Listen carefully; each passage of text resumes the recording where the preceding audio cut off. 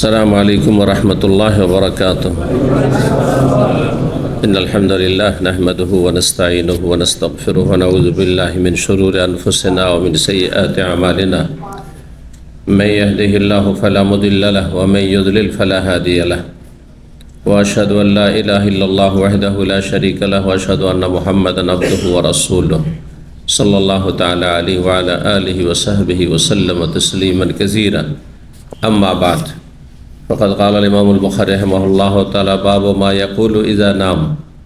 قال حدثنا قبيصة قال حدثنا سفيان عن عبد الملك عن ربيع بن حراش عن حذيفة قال كان النبي صلى الله عليه وسلم إذا آوى إلى فراشه قال باسمك أموت وأحيا، وإذا قام قال الحمد لله الذي أحيانا بعدما أماتنا وإليه النشور تنشرها এই তুখরিজুহা। সম্মানিত ভাতৃমণ্ডলী, আল্লাহ রাব্বুল আলামিনের প্রশংসা এবং প্রিয় নবী সাল্লাল্লাহু আলাইহি ওয়াসাল্লামের ওপর সালাত ও সালামের পর আজ জুম্মাবার 10ই রমজান 1447 হিজরি মোতাবেক 27 ফেব্রুয়ারি 2026 আমাদের ধারাবাহিক আলোচনা সহিহুল বুখারীর দুয়ার পর্ব নম্বর 3। আজকে যেমনটা বললাম যে জুমাবার, আর জুমাবারে বিশেষভাবে দোয়া কবুল হয়, আর তার মধ্যে বিশেষ করে আসর থেকে মাগরিবের ভিতরে, আর তারপরে সিয়াম অবস্থায় আছে। বিভিন্ন দিক থেকে এই সময়টি অত্যন্ত মূল্যবান সময়। সুতরাং এই সময় আপনারা মনে মনে নিজের জন্য, নিজের আপনজন, প্রিয়জন, ভালো মানুষদের জন্য এবং এমনকি খারাপ মানুষের হেদায়েতের জন্য, দিন দুনিয়া সার্বিক কল্যাণের যা কিছু চাওয়ার চাইতে থাকুন। আর দোয়ার আলোচনা এই জন্যই চলছে যাতে করে এই দোয়ার মাসে বেশি বেশি আল্লাহকে ডেকে দোয়া করে দুনিয়া আখেরাতের কল্যাণ হাসিল করতে পারেন। আর সবচেয়ে বড় দোয়া হচ্ছে হেদায়েতের দোয়া। আল্লাহ যাদেরকে হেদায়েত দান করেছেন, হেদায়েতের ওপর জন্য অবিচল রাখেন, অটল রাখেন, সারা জীবন আল্লাহর কাছে তৌহিদ সুন্নতের সাথে, নেক জীবনের সাথে আল্লাহর সাথে সাক্ষাতের তৌফিক দান করেন।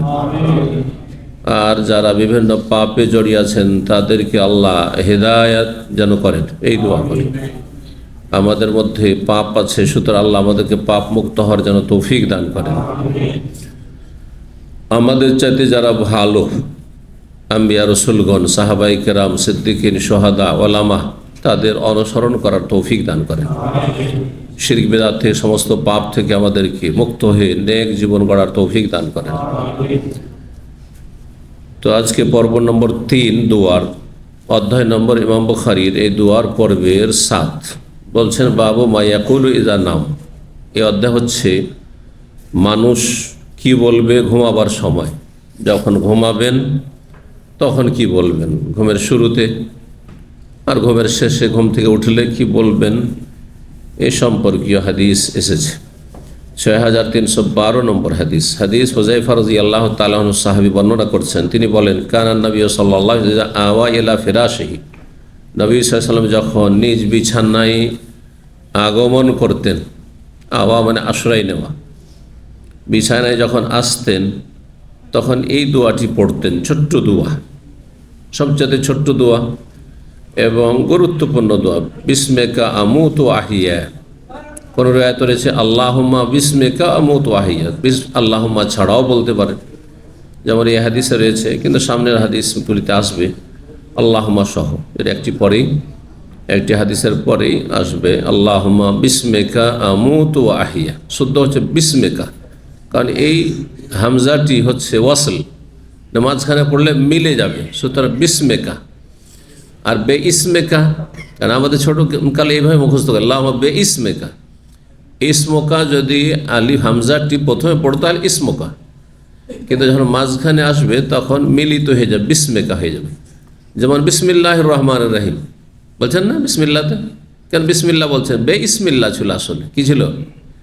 বে ইসমিল্লাহির রহমানির রহিম, আল্লাহ নামে শুরু করছি। তো মাঝখানে পড়ার কারণে হামজাটি সেখানে মিলিত হয়ে গেছে, ওয়াসল যেটি বলা হয়, উচ্চারণ হয়নি। আর আরও অতিরিক্ত লিখাতে হালকা করার জন্য লিখনি থেকেও সরিয়ে দেওয়া হয়েছে, তারপরে বিসমিল্লাহ হয়ে গেছে। হ্যাঁ, প্রসিদ্ধ বিসমিল্লাতে বা এর পরে সিন আছে, আলিফ নেই, কিন্তু উচ্চারণে নেই, লিখাতেও নেই। এটি দুই দিক থেকেই কি করা হয়েছে, সরিয়ে দেওয়া হয়েছে। উচ্চারণও সরিয়ে দেওয়া হয়েছে ওয়াসলের কারণে, আর লিখনি তো সরিয়ে দেওয়া হয়েছে। পক্ষান্তর এমনি যখন অন্য জায়গায় বে ইসমেকা ছিল, বা যুক্ত ইসমোকা, বা যুক্ত ইসমেকা, বে ইসমেকা, কিন্তু যখন বা এর পরে হামজাটি পড়েছে বিস্মিকা হয়ে যাবে, সেজন্য শুদ্ধ হচ্ছে বিস্মেকা আমু তো আহিয়া, আল্লাহ তোমার নামের সাথেই আমি, আমত মানে মৃত্যুবরণ করছি, ওয়া আহিয়া এবং আমি জীবিত আছি বা জীবিত থাকছি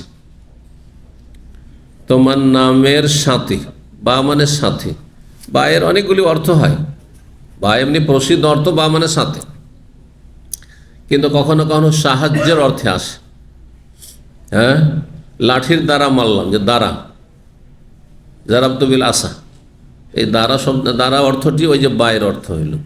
এখানে বিস্মেকা মানে আল্লাহ তোমার নামের সাহায্যে, আল্লাহর কাছে যেমন সাহায্য চাইবেন, আল্লাহ রাব্বুল আলামিন নাম গুণাবলীর মাধ্যমে সাহায্য চাইবেন, ওসিলা, আল্লাহর নাম গুণাবলীর মাধ্যমে আল্লাহর কাছে সাহায্য চাও। বিস্মেকা, আল্লাহ তোমার নামের সাহায্যে আমি মৃত্যুবরণ করছি এবং আমি জীবিত থাকছি বা আছি। এখানে মৃত্যু বলতে নিদ্রাকে মৃত্যু বলা হয়েছে। তখন তার মরতে যাচ্ছেন না আপনি ইচ্ছা করে, তাই না? মরণ থাকলে আল্লাহর ফয়সালা হলে মরে যাবেন। ঘুমের অবস্থায় মরতে পারেন, আর জাগ্রত অবস্থায়ও মারা যেতে পারেন। কিন্তু এখানে মৌত, মৃত্যু বলে উদ্দেশ্য করা হয়েছে এই হাদিসের দোয়াই ঘুমকে, নিদ্রাকে। আর গত আলোচনাতে বলেছি যে নিদ্রাও এক ধরনের কি মরণ। জি, এটিকে ছোট মরণ বলা হয়, ক্ষুদ্র মরণ। বড় মরণ আল মাউতাতুল কুবরা আর আল মাউতাতুস সুগরা, ছোট মরণ এবং বড় মরণ। ছোট মৃত্যু হচ্ছে ঘুম, এই জন্য মানুষ ঘুমিয়ে গেলে অচেতন। অনেকে এমন গভীর ঘুমায় যে ওকে টানা হাঁচড়া করলেও ও দিশা পাবে না, ওর শরীরের কাপড় খুলে নিলেও দিশা পাবে না, ওর বাড়ির সব কিছু বের করে নিয়ে চলে গেলেও টের পাবে না। দরজা খুলছে, বন্ধ করছে, অনেক কিছুই করছে, নাড়াচাড়া করছে, কোনো খবর নেই। ডাক দিচ্ছেন, কোনো খবর নেই। মাইক লাগালে অনেকে উঠানো যায় না। কিছু কিছু মানুষের ঘুম এত গভীর আছে, বলছে মাইকের অ্যালার্মও যদি লাগানো যায় তবু উঠে না। তাহলে মতের সাথে সদৃশ্যতা রয়েছে কিসের? ঘুমের। জি, বিভিন্ন দিক থেকে, যা আমরা জানি না, অনেক কিছু জানি না। আল্লাহ রাব্বুল আলামিন মওতের সাথে তুলনা করেছেন সূরা জুমারের আয়াত, গত আলোচনাতে বলেছিলাম। আল্লাহু ইয়াতাওয়াফাল আনফুসা হিনা মাউতিহা, মরণের সময় আল্লাহ আত্মা গ্রহণ করেন। ওয়াল্লাতী লাম তামুত, আর যার মরণের সময় এখনো আসেনি, ওয়াল্লাতী লাম তামুত ফি মানামিহা, মানে তার নিদ্রার সময়, মানাম মানে নম। তো তাহলে ব্যাখ্যা কি হবে এই দোয়ার? আল্লাহ তোমার নামের সাহায্যেই আমি ঘুমাচ্ছি, মৃত্যুবরণ করছি, মানে ঘুমাতে যাচ্ছি। এই যে ঘুমাচ্ছি তোমার নামের সাহায্য, তোমার সাহায্য নিয়ে। ও আহিয়া, এবং এরপরে যে জাগবো সেটিও তোমার সাহায্য, তোমার সাহায্য ছাড়া নয়। বা এখন যে জেগে আছি, দোয়া পড়ছি, জেগে আছি জাগ্রত অবস্থায়, সেটিও তোমার সাহায্য। তো বায়ের অর্থ এখানে সাহায্যের অর্থ। আর যদি সাথের অর্থ করা হয় তবুও, কারণ আল্লাহর নাম সবসময় আমাদের সাথে রয়েছে। আল্লাহর নাম সবসময় আমাদের সাথে রয়েছে, আমাদের অন্তরে রয়েছে। আমাদের অন্তরে আল্লাহর প্রতি, আল্লাহর নাম গুণাবলীর প্রতি ঈমান রয়েছে। এবং আল্লাহ রাব্বুল আলামিনের এমনকি আল্লাহ রাব্বুল আদেশ, নিষেধ, বিধি, বিধান, হুকুম, আহকাম সব আমাদের সাথে রয়েছে। সবসময় প্রস্তুত, সর্বমুহূর্তে প্রস্তুত আল্লাহর বিধান মানার জন্য। এর নাম হচ্ছে মুসলিম, আত্মসমর্পণকারী। তো কেউ যদি অর্থ করে আল্লাহ তোমার নামের সাথেই, সাহায্য না বলে তবুও ঠিক আছে। আর কেউ যদি বলে তোমার নামের সাহায্য নিয়ে আমি ঘুমাচ্ছি, আর তোমার নামের সাহায্যে আমি জেগে আছি বা আবার জাগবো, আহিয়া। ওয়াইজা কামা, আর যখন দাঁড়াতেন, কিসে থেকে দাঁড়াতেন? ঘুম থেকে উঠতেন। উঠা, দাঁড়া মানে উঠা। যখন ঘুম ভাঙতো, ঘুম থেকে উঠতেন, তখন এই দোয়াটি বলতেন, আলহামদুলিল্লাহিল্লাযী আহইয়ানা বাদা মা আমাতানা ওয়া ইলাইহিন নুশুর। ঘুমাতে গেলেন তখন আল্লাহর সাহায্য চেয়ে, জি না?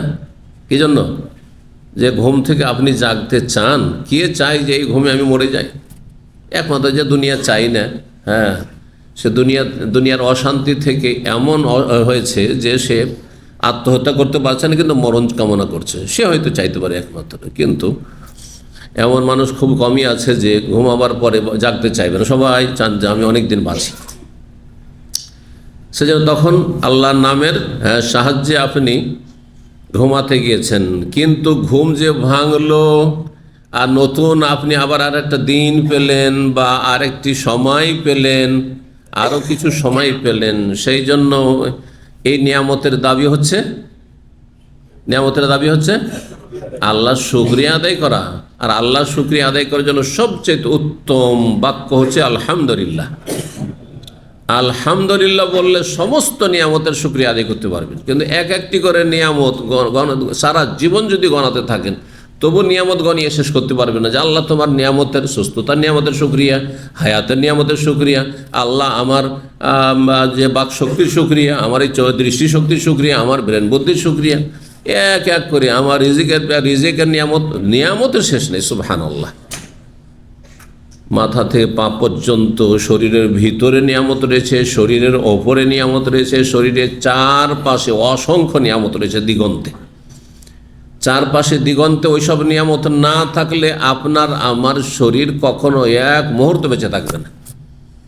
যদি আপনি হাওয়া বাতাস না পান, অক্সিজেন না পান, এবং এই রকমই মেলা কিছু রয়েছে যেগুলি হচ্ছে দূষিত বস্তু বা জীবাণু, সেগুলি থেকে যদি প্রতিরোধ ক্ষমতা না পান, তাহলে কি বাঁচবেন? কেউ বাঁচবেন না। তাহলে বোঝা গেল যে নিয়ামত শুধু শরীরের ভিতরে নেই, শরীরের ভিতরে আছে, শরীরের ওপরে আছে, শরীরের চারপাশে দিগন্তে সারা দুনিয়ায় যেখানে বিচরণ করছেন সেখানে অসংখ্য নিয়ামত রব্বুল আলামিন রয়েছে, যা আমরা অধিকাংশগুলি দেখি না অথবা টের পাই না, কিন্তু সেগুলি আল্লাহর নিয়ামত। সে নিয়ামতগুলি না থাকলে আমি আপনি বাঁচতাম না, আমি আপনি সুস্থ থাকতাম না, আমি আপনি চলাফেরা করতে পারতাম না। জি, আল্লাহ রাব্বুল আলামিন যেন শুকরিয়া আদায়ের তৌফিক দান করেন। বলুন আলহামদুলিল্লাহ। যাবতীয় প্রশংসা আল্লাহর, যাবতীয় গুণগান আল্লাহর, যাবতীয় শুকরিয়া আল্লাহর। হামদ মানে সবগুলি, শুকরিয়া ও হামদের অর্থ, আর প্রশংসা, গুণগান, যা কিছু বলবেন। জি, যদিও বিশেষজ্ঞরা শুকরিয়া আর হামদে পার্থক্য করেছে। হামদ বললে শুকরিয়াকেও সামিল হয়, কিন্তু শুকরিয়া করলে হামদ হয় না। কিভাবে? কাউকে বলছেন যে আপনার অনেক অনেক শুকরিয়া ভাই, হ্যাঁ, কিসের জন্য? এমনি এমনি কিসের জন্য? কিছু নিশ্চয়ই আপনি পেয়েছেন তার থেকে, কিছু আপনার উপকার করেছে সেজন্য। তাহলে উপকারের একনিষ্ঠে শুকরিয়া হয়। শুকরিয়া কিসে হয়? কোনো নিয়ামতকে অনুগ্রহ করলে তারপরে শুকরিয়া হয়, মানুষের হোক অথবা মানুষের রবের হোক। আর হামদ কিছু পান আর না পান, যে কোনো অবস্থায় কোনো নিয়ামত আপনি পেয়েছেন তবু আলহামদুলিল্লাহ, নিয়ামত হারিয়েছেন তবু আলহামদুলিল্লাহ। বুঝতে পারছেন না? তাহলে হামদ শব্দটি আল্লাহর নিয়ামত যা পেয়েছি, অসংখ্য নিয়ামত পেয়েছি, কিন্তু আপনার আমার মনে অনেক আশা আকাঙ্ক্ষা আছে, এটাও যদি পেতাম, ওইটাও যদি পেতাম, কিন্তু তা পাইনি। অনেকে অসুস্থ, সুস্থ না, তো সুস্থতার নিয়ামত থেকে খানিকটা বঞ্চিত আছেন, আংশিক বঞ্চিত আছেন। অথবা অনেকে অভাবী, চাইছেন সচ্ছলতা, সেটা পানি, সেই নিয়ামত থেকে বঞ্চিত আছেন। অনেকে কিছু মানসিক বা শারীরিক অথবা পারিবারিক অশান্তিতে আছেন, বিভিন্ন রকমের অভাব রয়েছে, দুর্যোগ রয়েছে, ঘাটতি রয়েছে, সেগুলি মনটা চাইছে কিন্তু আল্লাহ দেননি, তারপরেও আলহামদুলিল্লাহ। নিয়ামত পেলেও আলহামদুলিল্লাহ, আর যেসব নিয়ামত পায়নি সেগুলির ওপরেও আলহামদুলিল্লাহ। কারণ অনেক সময় আপনি আমি এমন একটা জিনিস পাইতে চাইছি, সেটা পেলে আরও ক্ষতি হবে, আমাদের পেলে ক্ষতি হবে, সেটা আমি অবুঝ বুঝি না, কারণ দূরদর্শিতা নেই আর চোখের আড়ালের খবর রাখি না, কিন্তু আল্লাহ সব জানছেন যে বান্দা তোমাকে যদি এইভাবে দিয়ে দিই তুমি খারাপ হয়ে যাও, তোমার ক্ষতি হয়ে যাবে। তুমি তোমার জান্নাত আগে রক্ষা করতে চাও, হ্যাঁ, তোমার ইমান ইসলাম আগে রক্ষা করতে চাও, নাকি দুনিয়া ধন দৌলত চাও? অধিকাংশ মানুষ আছি আমরা যে আমাদের কাছে অনেক পয়সা হয়ে গেলে আমরা আল্লাহকে ভুলে যাব। তারপর আল্লাহ এতটা দিয়েছেন যতটাতে আল্লাহকে ভুলি নেই। আলহামদুলিল্লাহ, ঠিক না? এটা ভালো না? তো এটা একটা উদাহরণ দিলাম। এইরকম উদাহরণ আপনারা দুনিয়ায় দেখতে পাচ্ছেন। আপনার ভিসা শেষ হতে যাচ্ছে, এই কালকে বা রাত 12টার পর ভিসা শেষ হয়ে যাবে, আর বিকালবেলা ফ্লাইট ছিল, এত চেষ্টা করে আসলেন, কিন্তু বিভিন্ন কারণে জ্যামে যে কোনো কারণে হোক 10 মিনিটের জন্য 5 মিনিটের জন্য ডোর ক্লোজ হয়ে গেল, আপনাকে ফ্লাইট উঠতে দেওয়া হলো। সে সময় মনটা কত খারাপ হয়। শুধু ফ্লাইট মিস হলো না, আপনার টিকিটটা লস গেল না, কি গেল? ভিসাই গেল, চাকরি গেল, সব গেল। আর মালিক এমন নয় যে আমার ভিসা নবায়ন করে দিবে। চিন্তা করুন তো এই পরিস্থিতিতে তখন মনটা কত খারাপ। 5 মিনিট পরে শুনছেন যে ফ্লাইটটি ধ্বংস হয়ে গেছে, বলেন কি বলবেন? মনটা খারাপ থাকবে না? আপনার মতো সুখী আর কেউ নেই? সুবহানাল্লাহ, বলুন তো দেখি, এরকম ঘটছে না? ঘটছে না? ঘটেছে কয়েক বছর আগে, মেলা ঘটনা ঘটছে। সুবহানাল্লাহ। জি, সুতরাং হ্যাঁ, আপনি যা পাননি তাতে মন খারাপ করবেন না, ওতেই কল্যাণ আছে। আমি যা পেয়েছি ওতেই কল্যাণ আছে, যা পাইনি তাতেই কল্যাণ আছে। বলুন আলহামদুলিল্লাহ। তো নিয়ামত পেলেও আলহামদুলিল্লাহ, নিয়ামত না পেলেও আলহামদুলিল্লাহ। এই জন্য আলহামদুলিল্লাহ শেখানো হয়েছে। জি, আলহামদুলিল্লাহ। জি, এই নয় যে আল্লাহ তোমার শুকরিয়া আদায় করছি, তুমি আমাকে আবার জীবন দান করলে, ঘুম থেকে জাগতে পারলাম, আল্লাহ আমি নিয়াস করো কা না। শুকরিয়ার চাইতে ব্যাপক অর্থপূর্ণ হচ্ছে আলহামদু। জি, প্রশংসা। আলহামদুলিল্লাহ, যাবতীয় প্রশংসা সেই আল্লাহর। আল্লাযী আহইয়ানা, যিনি আমাকে জীবন দান করলেন, বাদামা আমাতানা, আমার মৃত্যুর পরে, মানে আমার নিদ্রার পরে। এখানে ছোট মওত বোঝানো হয়েছে। ওয়া ইলাইহিন নুশুর, তবে আমার ইয়াকিন, বিশ্বাস যে এক সময় তার কাছেই চলে যেতে হবে, ফিরে যেতে হবে। তার কাছে কি হবে? চলে যেতে হবে। তার মানে আমার ভোর হলো, তার মানে এই না যে সারা জীবন এইরকম ভোর হতেই থাকবে, ভোর সকাল হবে সন্ধ্যা হবে, সকাল হবে সন্ধ্যা হবে, আর কিয়ামত পর্যন্ত আমি পৃথিবীতে থেকে যাব, এমন কোনো মানুষকে আল্লাহ পাঠাননি, কোনো নবী রসুলকে আল্লাহ পাঠাননি। আল্লাহ ইচ্ছা করে নবী রসুলকে রেখে দিতে পারতেন, কিন্তু রাখেননি। ওমা জাআলনা লিবাশারিন মিন ক্বাবলিকাল খুলদ, আল্লাহ বলছেন হে নবী, তোমার পূর্বে কোনো মানুষকে পৃথিবীতে স্থায়িত্ব দিনি। আফাই মিথ্যা, সুতরাং তুমি যদি মারা যাও, কাকে বলা হচ্ছে? নবী মারা গেছেন না জাননি? হ্যাঁ, আস্তে করে যে বলছেন, হায়াতুন নবী না? নবী বেঁচে আছেন না? হায়াতুন নবী, হায়াত মানে কি? বেঁচে থাকা। তো নবী বেঁচে আছেন, বাংলা ভাষী শতকরা 80 থেকে 90 জন মনে করে যে হায়াতুন নবী। এ শিরকি আকীদা রাখে। তাহলে এই শিরকি আকীদা নিয়ে নামাজ রোজা করে কি পাবেন বলেন দেখি? কিছু বুঝেন? আল্লাহ ছাড়া কেউ আল হাই, চিরঞ্জীব নয়। যিনি সব সময় বেঁচে আছেন তিনি আল হাই। আর আল হাই কার নাম? আল্লাহু লা ইলাহা ইল্লা হুয়াল আল হাইয়ুল কাইয়ুম। আল হাইয়ুল কাইয়ুম একমাত্র আল্লাহ রাব্বুল আলামিন। কোন নবী আল হাই না, মোটেই না। কুফরি কথা। আল্লাহর এই নামে শরীক করে দিলেন আপনি নবীকে, যদি হায়াতুন নবী বলেন। তো এসব আকীদা জনসাধারণের নয়, এসব আকীদা বদ আকীদা, শিরকি কুফরি আকীদা হচ্ছে বিদাতি মোল্লাদের, যারা আপনাদেরকে জাহান্নামের দিকে নিয়ে গেছে। রব্বা ইন্নাহুন্না আদলাল্লাহ কাসীরাম মিনান নাস, বহু মানুষকে গুমরাহ করে জাহান্নামের দিকে নিয়ে গেছে। হিসাব দিতে হবে তাদেরকে। আসামের গাড়গড়ে হাজার জাহান্নামে যেতে হবে, ওদের গুনাহ নিয়ে যেতে হবে, একসাথে জ্বলতে হবে। আল্লাহ এই ক্ষেত্রে ওজোরও মেনে নেবেন না যে আল্লাহ আমি কি করব, বেদাতি মোল্লা তো আমাকে বলেছে হায়াতুন নবী, তো আমি কি করব? না, আপনারও চোখ ছিল, আপনারও বোধ শক্তি ছিল, আপনি দুনিয়া শিখেছেন। আপনার মোল্লা যে দেশেই আছেন 3 পয়সা বেতনে, কিন্তু আপনি রিয়াল ইনকাম করার মতো বুদ্ধি হয়েছে, আপনার ইসলাম শিখার বুদ্ধি হয়নি। আল্লাহ বুঝার তৌফিক দান করেন। তৌহিদ, আল্লাহর একত্ব, আল্লাহর হক কাউকে দিবেন না। মুহাম্মদ সাল্লাল্লাহু আলাইহি সাল্লাম আল্লাহর কে? হ্যাঁ, আল্লাহর বান্দা না? আব্দুল্লাহ না? আমাদের দেশে যে দুসরা কলমা বলে মুখস্থ করানো হয় মক্তবে, হ্যাঁ হাদিসেরই ভাষা, কিন্তু দুসরা কলমা শব্দটি বাড়ানো শুধু, বাকি হাদিসের ভাষা। আশহাদু আল্লাহ ইলাহা ইল্লাল্লাহ ওয়া আশহাদু আন্না মুহাম্মাদান কি আবদুহু, মানে কি খালি মন্ত্র পাঠ করেন, 5 কলম মুখস্থ করে 7 কলম মুখস্থ করেছেন। আবদুহু তার বান্দা, বান্দা মানে গোলাম, গোলাম মানে দাস। জি, কার দাস?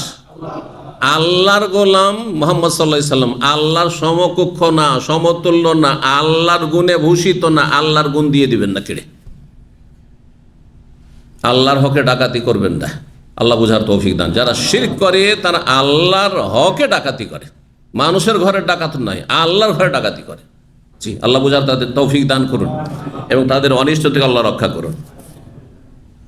তো আল্লাহ বলছেন আফা ইমিত্তা, হে নবী তুমি যদি মারা যাও, মারা গেছেন নবী সাল্লাল্লাহু আলাইহি ওয়াসাল্লাম, ইন্নাকা মাইয়িতুন, অন্য আয়াতে হে নবী তুমি মরণশীল, ওয়া ইন্নাহুম মাইয়িতুন, ওরাও মরবে, দুশমনও মরবে, দোস্তও মরবে।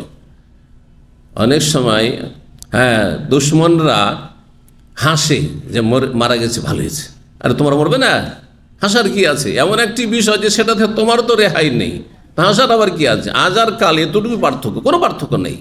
জি, আজকে আপনার দুশ্মন মারা গেল সেন খুশি, আপনি তার চাইতে নিকৃষ্ট মরণ যে আল্লাহ আপনার নসিবে করবেন, তখন কি হবে অবস্থাটা? ও তো ভালো মরণ পেয়েছে আলহামদুলিল্লাহ, অল্প বয়সে গেলে ভালো মরণ পেয়েছে ইমানের অবস্থায়, তুমি যে কুফরের অবস্থায় শিরকের অবস্থায় মরে, তখন কি হবে? আল্লাহ বুঝার তৌফিক দান করে। এই জন্য কারো সাথে যদি মনোমালিন্য থাকে, প্রথম কথা সেটাকে কাছে নিয়ে আসার চেষ্টা করবেন। হ্যাঁ, মনোমালিন্য ভুল বুঝাবুঝি দূর করবেন। যদি সেটা দূর করা সম্ভব নাও হয়ে থাকে, এমন সূত্রতা রাখবেন না যে সে চলে গেছে তো ভালো হয়েছে না। আজ আপনি দুশ্মন হাসবেন, কালকে আপনার ওপর অন্যরা এর চাইতে বেশি হাসার সুযোগ পাবে। কামা তাদিন ও তোদান, এটি হচ্ছে আল্লাহ রাব্বুল আলামিনের বিচার, ইনসাফ। হ্যাঁ, যেমন কর্ম তেমন ফল। জি, তো নবী সাল্লাল্লাহু আলাইহি সাল্লাম মারা গিয়েছেন, কিন্তু বারজাখী জীবনে, পারলৌকিক জীবনে সবচাইতে সম্মানজনক স্থানে রয়েছেন, মর্যাদায় রয়েছেন, এতে কোনো সন্দেহ নেই। তিনি সবচাইতে উচ্চ মর্যাদায় রয়েছে। আতে মুহাম্মাদানিল ওয়াসিলাত ওয়াল ফাযিলা, আল ওয়াসিলা সবচাইতে উচ্চ স্থান জান্নাতে। আলহামদুলিল্লাহিল্লাযী আহইয়ানা বা'দা মা আমাতানা ওয়া ইলাইহিন নুশুর। ওয়া ইলাইহিন নুশুর মানে কি বললাম? তার কাছেই ফিরে যেতে হবে। নাসারে আনসুর মানে বের করা, মানে আল্লাহ আবার বের করে নিয়ে যাবেন। হ্যাঁ, এই দুনিয়া থেকে বের করে নিয়ে যাবেন। আবার গেলেন আপনি, হ্যাঁ মাটি থেকে পয়দা হয়েছিলেন, মাটিতে গেলেন, আবার মাটি থেকে বের করে হাসর মাঠে নিয়ে আসবেন। বোঝা গেছে না? আবার সেখানে হিসাব নিকাশ হবে। তারপরে আল্লাহ রাব্বুল আলামিন জান্নাতীদেরকে জান্নাত দেবেন, জাহান্নামীদেরকে জাহান্নামে দেবেন। আল্লাহ যেন আমাদের জান্নাতুল ফিরদাউস দান করেন। 6313 নম্বর হাদিস। হাদিস মনে করেছেন বারা বিন আযিব রাদিয়াল্লাহু তাআলা, তিনি বলেন আন্নান নবী আমারা রাজুলান, নবী সাল্লাল্লাহু আলাইহি ওয়াসাল্লাম কোন এক ব্যক্তিকে নির্দেশ দিলেন। কোন riwayat রয়েছে আন্নান নবী আওসা রাজুলান, নবী সাল্লাল্লাহু আলাইহি ওয়াসাল্লাম কোন এক ব্যক্তিকে উপদেশ দিলেন। নির্দেশ দেওয়া, উপদেশ দেওয়া কাছাকাছি কথা। ফাকালা বলে এজা আরাদতা মাযআকা, যখন তুমি তোমার বিছানায় আসতে চাইবে, মানে ঘুমোতে চাইবে, যখন তুমি ঘুমোতে চাইবে, ফকুল তখন এই দোয়াটি বলবে। তাহলে ছোট্ট একটি দোয়া হয়ে গেল, শিখে নিলেন। বিসমিকা আল্লাহুম্মা বিসমিকা আমুতু ওয়া আহিয়া, ওটি হয়ে গেল। দ্বিতীয় দোয়া একটু বড় দোয়া আছে, এই দোয়াটি যদি মুখস্থ করতে পারি, এর আগেও গিয়েছে দোয়াটি, খুব সুন্দর দোয়া। এই দোয়ায় 8টি বাক্য রয়েছে বলেছিলাম, মনে আছে? 8টি বাক্য রয়েছে। কি বলবে? আল্লাহুম্মা আসলামতু নাফসি ইলাইক ওয়া ফাওয়াযতু আমরি ইলাইক। এখানে 7টি রয়েছে। দ্বিতীয় বাক্য যেটি আল্লাহুম্মা আসলামতু নাফসি ইলাইক প্রথম, আর ওয়াজ্জাহতু ওয়াজহি ইলাইক, আল্লাহ আমি নিজের জীবনটা আপনাকে কি করছি? আত্মসমর্পণ করছি। আমি আত্মসমর্পণ করছি আপনার সামনে। ওয়াজ্জাহতু ওয়াজহি ইলাইক, আমার চেহারা মুখমণ্ডল আপনার দিকে ফিরিয়ে দিচ্ছি। ওয়াফাওয়াযতু আমরি ইলাইক, আমার জীবনের সব কিছুই আপনাকে সঁপে দিচ্ছি, ন্যস্ত করছি। এখানে ওয়াজ্জাহতু ওয়াজহি ইলাইক 3 নম্বরে এসেছে, আগে পরে একটু এসছে, সমস্যা নেই। যদি 8টি বাক্য দিয়ে পড়েন তাহলে ভালো, যেভাবে এসছে হাদিসে। আর যদি 7টিও পড়েন, প্রসিদ্ধ হাদিসগুলিতে 7টিও রয়েছে। ও আলজাহতু যাহরি ইলাইক, এবং তোমার দিকেই আমি নিজে হেলান দিচ্ছি। মানে তো হেলান কেন দেয় মানুষ? কিসের জন্য হেলান দেয়? সাপোর্টের জন্য। আল্লাহ তোমার সাহায্য কামনা করছি। রগবাতান ওয়ারহাবাতান ইলাইক, তোমার দিকে আগ্রহী এবং তোমার ভয় ভীতি নিয়ে। লা মালজা ওয়ালা মানজা মিনকা ইল্লা ইলাইক, কোনো আশ্রয়স্থল নেই এবং কোনো মুক্তির পথ নেই বা জায়গা নেই তোমার ছাড়া। আমান্ত কিতাবিকাল্লি আনজালতা, সেই কিতাবের প্রতি ঈমান নিয়ে এসেছি যে কিতাব তুমি নাজেল করেছো, অর্থাৎ আল কোরআনুল করিম, যার প্রতি বিস্তারিত ঈমান রাখতে হবে। বিস্তারিত ঈমান বলতে শুরু থেকে শেষ পর্যন্ত যেমন আল্লাহর কিতাব, এটি আসমানি কিতাব এবং সুরক্ষিত কিতাব, তাতে কোনো রকম রদবদল হয়নি, হবে না, আল্লাহ হেফাজতের দায়িত্ব নিয়েছেন। ঠিক তেমনি প্রতিটি বিধিবিধান জানতে হবে, মানতে হবে, পালন করতে হবে, সেই দিকে আহ্বান করতে হবে, কোরআনি জীবন গড়তে হবে। এটা হচ্ছে বিস্তারিত ঈমান। আর বাকি আগের যে আসমানি কিতাব রয়েছে, তাওরাত, ইনজিল, জবুর, সেগুলি সংক্ষিপ্ত ঈমান, যে এগুলি আল্লাহর আসমানি কিতাব, পুস্তক ছিল, গ্রন্থ ছিল, কিন্তু সেগুলি রহিত করে দেওয়া হয়েছে, সেগুলির বিধান রহিত করে দেওয়া হয়েছে। তার সাথে সেই জাতিগুলো কিতাবগুলিকে বিকৃত করে দিয়েছে। তাওরাত, ইনজিল এগুলোকে তারা বিকৃত করে দিয়েছে। নবী কাল্লাযী আরসালতা, এই দোয়া পড়ে যদি ফাইন মুত্তা, মারা যাও রাতে, সন্ধ্যাবেলা পড়লেন ঘুমাবার আগে, আর মারা যায়, মুত্তা আলাল ফিতরা, তাহলে ইসলামের ওপর আপনার মরণ হবে। কারণ আপনি কালমা তাওহীদের ব্যাখ্যায় এই দোয়াতে পেশ করেছেন। লা ইলাহা ইল্লাল্লাহর বিস্তারিত ব্যাখ্যায় রয়েছে, আল্লাহুম্মা আসলামতু নাফসি ইলাইক ওয়া ওয়াজ্জাহতু ওয়াজহি ইলাইক ওয়া ফাওয়াযতু আমরি ইলাইক ওয়া আলজাতু যাহরি ইলাইক রাগবাতান ওয়া রাহবাতান ইলাইক লা মালজা ওয়া লা মানজা মিনকা ইল্লা ইলাইক আমানতু বিকিতাবিকাল্লাযী আনজালতা ওয়া বিনাবিয়িকাল্লাযী আরসালতা। 8টি বাক্য, সহজ, অত্যন্ত উপকারী। এই দোয়া, এই জিকির পড়ে ঘুমাবার চেষ্টা করবে, আল্লাহ যেন তৌফিক দান করেন, আমল করেন। 8 নম্বর অধ্যায় হচ্ছে বাবু ওয়াজিল ইয়াদে তাহতাল খাদ্দিল ইয়ুমনা। এই অধ্যায় হচ্ছে, অন্য রিওয়ায়াত রয়েছে বাবু ওয়াজিল ইয়াদিল ইয়ুমনা, ডান হাত রাখবেন তাহতাল খাদ্দিল ইয়ুমনা, ডান গালের নিচে, ডান গালের নিচে ডান হাত রাখান, এইভাবে। কোন দিকে কাঁথিয়ে ঘুমাইতে হবে? ডান দিকে। তো ডান দিকে যদি কাঁথিয়ে ঘুমান আর হাত যদি রাখেন গালের তলায়, তো কোন হাত রাখবেন? ডান হাতই রাখবেন। কোন গালের তলায়? ডান গালের তলায়। ওই কথা বলছে, এটি হচ্ছে সুন্নাহ। এর আগে বলেছি যে উত্তম ঘুমানোর পদ্ধতি হচ্ছে ডান দিকে কাঁথিয়ে ঘুমানো, কিন্তু বাম দিকে কেউ যদি কাঁথিয়ে ঘুমায় জায়েজ, চিত হয়ে ঘুমায় তো জায়েজ, আর উপর হয়ে যদি পেটের ভরে, মুখের ভরে ঘুমায় তাহলে না, জায়েজ না, এতে বেশি ক্ষতি রয়েছে, বেশি ক্ষতি রয়েছে। আর যেগুলি জায়েজ কিন্তু অনুত্তম বললাম বাম দিকে কাঁথিয়ে, সেগুলিও উপকারী নয়। সুতরাং সুন্নতি তরিকা ঘুমালে দিনেরও ফায়দা রয়েছে, দুনিয়ারও ফায়দা রয়েছে। 6314 নম্বর হাদিস বর্ণনা করেছেন হুযায়ফা রাদিয়াল্লাহু তাআলা আনহু, বলছেন নবী সাল্লাল্লাহু আলাইহি সাল্লাম যখন রাতে বিছানায় আসতেন, সাধারণত রাতে মানুষ ঘুমায় সেই জন্য, কিন্তু কেউ যদি নাইট ডিউটি করে, এক সময় হয়তো নাইট ডিউটি ছিল না হাদিসের জামানে নবী সাল্লাল্লাহু আলাইহি ওয়াসাল্লাম আমলে, কিন্তু এখন তো নাইট ডিউটি অনেকে করেন, সারা রাত জেগে আছেন, দিনে ঘুমাচ্ছেন। রমজান মাসে সৌদি আরবে সবারই নাইট ডিউটি, নাকি? কিসে ইবাদত করে না? আল্লাহুল মুস্তান, আল্লাহ হিদায়াত করুক সবকে। কদরের রাতটাও কেনা কাটা আর গল্প গুজব করে বলছে শবে কাদার করলাম, কারণ ঘুমাইনি ফজর পর্যন্ত, এর নাম শবে কাদার। শবে কাদার মানে হচ্ছে ইবাদতে রাত যাপন করা, গল্প করে মোটেই নয়। হয় সালাতে, নামাজে, না হয় দুয়াতে, না হয় জিকির আজকারে, না হয় কোরআন তেলাওয়াতে, তওবা ইস্তেগফারে, দান সাদাকাতে দিনের কথা বলাই চলতে পারে। এটা লাস্ট চলতে পারে, কিন্তু এই জন্য চলতে পারে বললাম যে আজকাল কিন্তু একটা প্রচলন শুরু হয়েছে দেশে। হ্যাঁ, বেশ অনেকদিন থেকে দেখছি, এবং এটার ভালো ওলামার আপত্তি করেছেন যে জনগণ জাগছে না, তখন কি করলো, কদর রাতে মাহফিল দিয়ে দিল, সারা রাত ব্যাপী মাহফিল। এসার পর থেকে শুরু করলো, তারাই পড়ে একবার ফজর পর্যন্ত মাহফিল চলছে, আর ওতে ধুমধাম পাকশাক হচ্ছে, খাওয়া দাওয়া চলছে। না, এটি বেদাত। যদি এইভাবে বলেন যে এইভাবে রাত জাগবো, তাহলে বেদাত। কিছু অংশ ঠিক আছে, রাত্রি বা কিছু মসজিদে জেগে আছে, তারা খাবার দাবার, কিন্তু খাবার দাবারই তৈরি করতেই সারা রাত থেকে গেলেন, মনে করি এটাই খুব সওয়াবের কাজ না, এই কাজের জন্য শবে কাদার নয়। আর এই ওয়াজ করার জন্য নাই, 5 মিনিট 10 মিনিট দিনের কথা বলবেন, ঠিক আছে। কেন নবী সাল্লাল্লাহু আলাইহি ওয়াসাল্লাম কেন সারা রাত শবে কদরে ওয়াজ করেননি? করেছেন? 1 ঘন্টা করেছেন? না, মোটেই করেননি।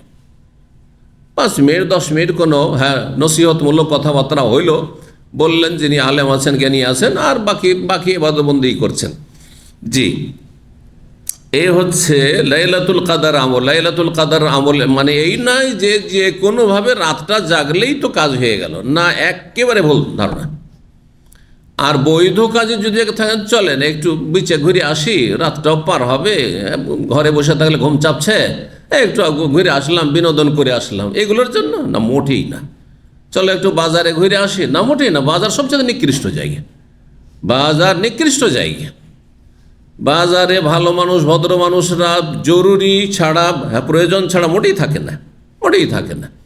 যেমন কাজা, যেমন বাথরুমের জন্য, এমন কোনো মানুষ আছে? বাথরুম যতই 5 স্টার থাক না কেন, চকচকে থাক না কেন, লাগবে আপনার 2 মিনিট, আর বসে থাকবেন 10 মিনিট আছে। কিছু লোকের বদ অভ্যাস আছে, একবার ঢুকলে আধা ঘন্টা, কাউকে আর সিরিয়াল দিচ্ছে না। জানি না ওরা যে কি করে, আল্লাহ হিদায়াত করে। এটি বদ অভ্যাস, কিন্তু এই বদ অভ্যাস যদি কারো থাকে, পরিবর্তন করুন। হ্যাঁ, কারণ আপনার মূল্যবান সময় না পাক জায়গায়, ইন্না হাযিহিল হুসুসা মুহতাযারাতুন, হাদিসে রয়েছে যে এই যে টয়লেট, শৌচালয়, যেখানে পেশাব পায়খানা করা হয়, সেখানে তাহযুরহু শায়াতিন, শয়তানের সমাগম থাকে, জিন শয়তান সেখানে বসবাস করে। যেখানে জিন শয়তানের ভিড়ভাড় আছে, সেখানে আপনি বসে থাকবেন? গেলেন তো গেলেন, ঝিমাচ্ছেন, আর এদিকেও আউযুবিল্লাহ। না, যত তাড়াতাড়ি সম্ভব তত তাড়াতাড়ি সেখান থেকে বেরিয়ে আসবেন। ব্যাস, পেশাবটা ক্লিয়ার করে আসেন। যাদের বয়স হয়েছে একটু 50-60, অনেক সময় পেশাব ক্লিয়ার হতে সময় লাগে, সেটা ভিন্ন বিষয়। কিন্তু একজন যুবক মানুষ, আর ঢুকলেন তো ঢুকলেন, আর বের হইতে চান না। গোসল করতে ঢুকলেন তো ঢুকলেন আধা ঘন্টা 1 ঘন্টা। আর সাথী বন্ধুদেরকে, প্রবাসী ভাইদেরকে, হয়তো বাথরুম একটি আছে আর লোকজন অনেক আছে, কষ্ট দিচ্ছেন লাইনে, ও জামাতই ছুটে গেল, ফজরি ফেলে যাবে ছাড়া, এমনটা যেন না হয়। সব দিয়ে খেয়াল রাখতে হবে। এইরকম নোংরা জায়গায় যেমন আপনি বেশি সময় ধরে সক্রিয় 1 মিনিট অতিরিক্ত থাকবেন না, তেমনি বাজারে ঘোরাঘুরি বিনা কাজে করবেন না। জরুরি থাকলে করবেন, রমজানের আগে তো সেগুলো পুরা করে নেওয়া যায়। ভালো মানুষরা রমজানে শপিং করে না। এই রমজানে যারা এই ভিড়ভাড় করে, এরা ভালো মানুষ সাধারণত না, এটা ধরে রাখতে হবে। একমাত্র এমার্জেন্সি ছাড়া, এমার্জেন্সি মানুষের চিকিৎসা আছে, মানুষের জরুরি জিনিস আছে, সেটা কিনতে ভুলে গেছিলো, সেজন্য যেতেই হচ্ছে, সেটা ভিন্ন বিষয়। আল্লাহ বুঝার আমল করার তৌফিক দান করে। তো ডান গালের নিচে ডান হাত রেখে ঘুমানো, 6314 নম্বর হাদিস ওই হুযায়ফা রাদিয়াল্লাহু তাআলা হাদিস। নবী সাল্লাল্লাহু আলাইহি ওয়াসাল্লাম যখন বিছানায় আসতেন, ঘুমাতেন, তখন কি করতেন? ওয়াদা ইয়াদাহু তাহতা খাদ্দিহি, তার হাতটি গালের নিচে রেখে দিতেন, প্রথমখানে রাখতেন। কিন্তু ঘুমিয়ে যাওয়ার পরে যেখানে যাবে সেখানে যান, যেখানে যাবে সেখানে যায়। কিন্তু যতক্ষণ ঘুমাননি, প্রথম শুয়েছেন, তখন এই সুন্নতি তরিকায় শুইবেন। সুম্মা ইয়াকুলু, তারপরে বলতেন আল্লাহুম্মা বিসমিকা আমুতু ওয়া আহইয়া, যায় আল্লাহুম্মা আসলু, তো আল্লাহুম্মা দিয়েও বলতে পারবেন, আবার শুধু বিসমিকা আমুতু ওয়া আহইয়া বলতে পারবেন। ওয়াইজা ইস্তাইকাযা, যখন জাগতেন ঘুম থেকে, বলতেন আলহামদুলিল্লাহিল্লাযী আহইয়ানা বা'দা মা আমাতানা ওয়া ইলাইহিন নুশুর। 9 নম্বর অধ্যায় বলছে বাবুন নওমি আলা শিক্কিল আইমান। এই অধ্যায় হচ্ছে ডান দিকে কাত হয়ে নিদ্রা, মানে ঘুমানো, শুইবেন আপনি। আর তারপরে যথাসাধ্য অভ্যাস করবেন যে ডান দিকে কাত হয়ে যেন ঘুমটা হয়, সেটা আরামদায়ক ঘুম হবে আর শরীরের জন্য উপকারী হবে। কিন্তু ঘুমিয়ে যাওয়ার পরে যদি খেয়াল না থাকে, কখনো চিত হয়েছেন, কখনো বাম দিকে কাত হয়েছেন, কোনো অসুবিধা নেই। কিন্তু প্রথমখানে অবশ্যই এই সুন্নতের উপর শোয়ার চেষ্টা করবেন। জি, এই জন্য এর আগে যে অধ্যায় এসছে, 2টো অধ্যায় তার রিপিট নয়। একটা হচ্ছে সেখানে ছিল শোয়া, শুইবেন ডান দিকে কাত হয়ে, আর ঘুমাবারও চেষ্টা করবেন ডান দিকে কাত হয়ে। এটা হচ্ছে এই 2য় অধ্যায়। 6315 নম্বর হাদিস মনে করছেন বারা বিন আযিব রাদিয়াল্লাহু তাআলা আনহু, তিনি বলেন নবী সাল্লাল্লাহু আলাইহি ওয়াসাল্লাম বিছানায় আসতেন, নামা আলা শিক্কিল আইমান, ডান দিয়ে কাত হয়ে ঘুমাতেন, আর বলতেন আল্লাহুম্মা আসলামতু নাফসি ইলাইকা ওয়া ওয়াজ্জাহতু ওয়াজহি ইলাইকা, চলে আসলো ওয়া ওয়াজ্জাহতু ওয়াজহি ইলাইকা ওয়া ফাওয়াদতু আমরি ইলাইকা ওয়া আলজাতু যাহরি ইলাইকা রাগবাতান ওয়া রাহবাতান ইলাইকা লা মালজা ওয়া লা মানজা মিনকা ইল্লা ইলাইক আমানতু বিকিতাবিকা আল্লাযী আনজালতা ওয়া বিনাবিয়্যিকা আল্লাযী আরসালতা বা ওয়ানি নবী কাল্লাযী আরসালতা, দুই রকমই রয়েছে। ক্বালা রাসূলুল্লাহ সাল্লাল্লাহু আলাইহি ওয়াসাল্লাম বলেন, মান ক্বালাহুন্না, এই বাক্যগুলি যে বলবে ঘুমাবার আগে, সুম্মা মাতা, তারপর রাতে যদি মারা যায়, তাহাতা ওই রাতে মাতা আল ফিতরা, তাহলে ইসলামের ওপর তার মৃত্যু হবে, তৌহিদের ওপর তার মৃত্যু হবে। লা ইলাহা ইল্লাল্লাহ বলতে পারুক আর না পারুক, লা ইলাহা ইল্লাল্লাহর ব্যাখ্যা বলেছে। লা ইলাহা ইল্লাল্লাহ শব্দে বলেনি যে লা ইলাহা ইল্লাল্লাহ, কিন্তু লা ইলাহা ইল্লাল্লাহর যে বিস্তারিত ব্যাখ্যা তা এই দোয়াতে রয়েছে, তা বলেছে। সুতরাং সে ইসলামের ওপর, তার তৌহিদের ওপর মরণ হবে। আর তৌহিদের ওপর লা ইলাহা ইল্লাল্লাহর প্রকার যদি মরণ হয়, তাহলে সে আশা করা যায় জান্নাত যাবে, যদি ঈমান ইয়াকিনের সাথে বলে থাকে, মন্ত্র নয়। 10 নম্বর বাবুদ্দোয়া তাহমিয়াল্লাহ, এই অধ্যায় হচ্ছে যদি মানুষ রাতের বেলা জেগে যায়, ঘুম ভেঙে গেল, তাহলে দোয়া করা। ঘুম ভেঙে গেছে, ঘুম আসছে না, পড়ে আছেন, না এরকম করবেন না। আপনি দোয়া পড়তে থাকেন, জিকির আজকার করতে থাকেন, বিভিন্ন দোয়া পড়তে থাকেন, আপনি কোরআন তেলাওয়াত করতে থাকেন, দেখবেন যে ঘুম চলে আসবে। শয়তান ভালো কাজ করতে দিতে চায় না। যখন দেখবে যে এই লোক তো এমন মানুষ যে এই ঘুম ভেঙে গেলে দুয়ার জিকির আজকার শুরু করে দেয়, আল্লাহকে ডাকা শুরু করে দেয়, কোরআন তেলাওয়াত শুরু করে দেয়, তখন শয়তান আপনাকে থাবড়িয়ে কি করবে? ঘুম দিয়ে দেবে। কথা বুঝতে পারছেন না? এই জন্য গান বাজনার আসরে ঘুম আসে না।